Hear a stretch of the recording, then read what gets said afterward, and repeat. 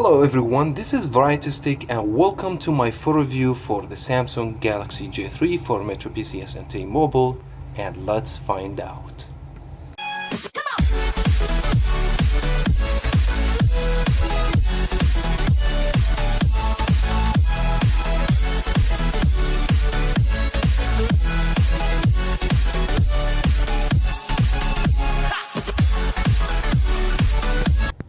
Samsung Galaxy J3 has very unique design and it changes a little bit than the other Samsung phone that we have seen. Maybe the same body language is still there.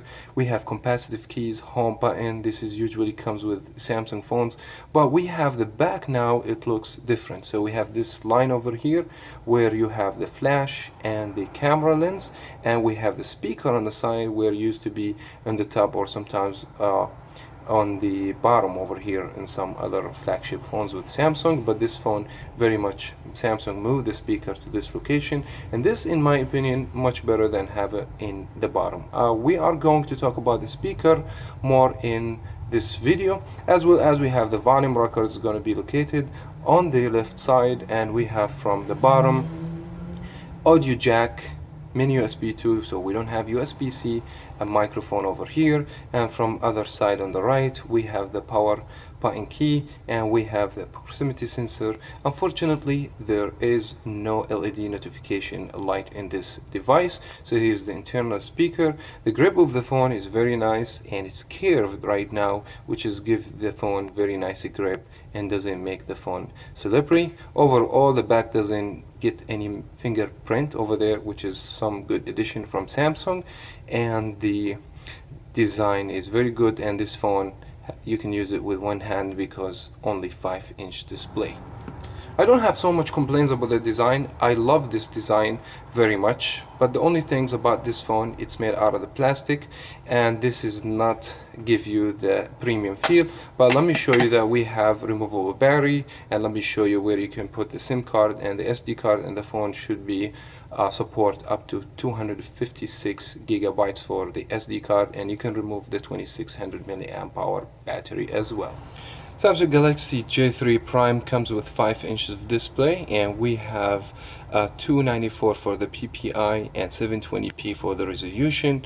This made from the TFT, but just to be fair enough, the view angle it's great, the color vividness it's so well, and for the budget device like this I will never complain about the quality of the display. As you guys can see over here, if you ask what's your YouTube maximum resolution, it will be 720p, and you can go further because the screen doesn't support more than that. Now the speaker will be located on the side, which is usually used to be on the back. It's going to be right to the top from the right side over here, and this gives a lot of good advantage for the speaker not to kill the sound. If you want to lay the phone just like that, you can just have the full experience with no interruption. A lot of people, they're gonna say like, oh, you may gonna put your finger over here. I mean, you have to grab your phone when you take pictures, and don't see any interruption for this location. In my opinion, this is a lot much better than having in the back over here, and the sound quality for this phone, it's really good. Let me just leave you with a little bit of the demonstration for the music, and it's more loud than what we have seen on the Samsung Galaxy On5 or the Samsung Galaxy J7, and also better than the LG phones that Metropcs offer, like the LG Aristo or the LG K20.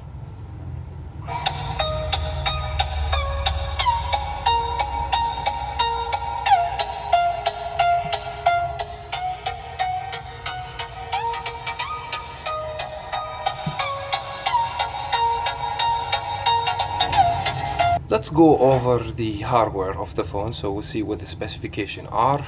And we have the Exynos chipset from Samsung 1.4. Will be quad core, so we have 4 cores over here. We have 1.5 gigabyte of RAM, and we have 32 gigabytes of ROM, and we have a Mali T20 for the GPU over here. We are going to test this out when we do a game test, just to show you the performance of the phone. For Geekbench Mark 4, we get 625 for single core score and 1842 for multi-core score, and this is, in my opinion, very decent score for that type of the budget phone. And let's move on the performance of the phone through playing some games. In order to test the performance on the phone, I have decided to download a heavy graphics game like the Need for Speed No Limit, and this should be playing the phone.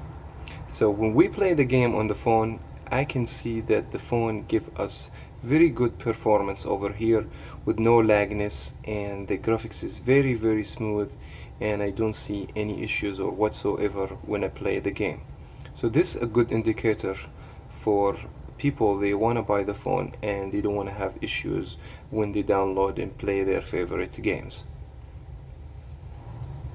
This phone has removable battery, 2600 milliamps power battery, so you can remove it, change it, or get a spare one if you want.